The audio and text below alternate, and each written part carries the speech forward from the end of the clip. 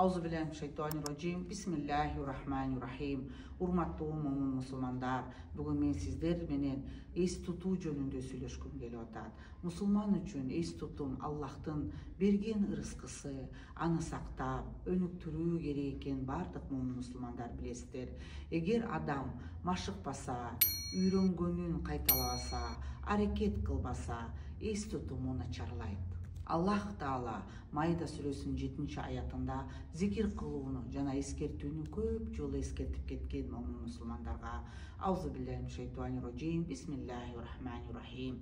Вазкуру ниъматаллаху алейкум. Аллахты силерге болгон ырайымын эстегиле.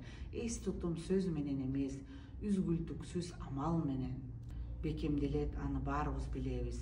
Биринчиси кантип биз эс тутумду бекемдейбиз? Бул үйрөнгөндө дайыма кайталап туруу.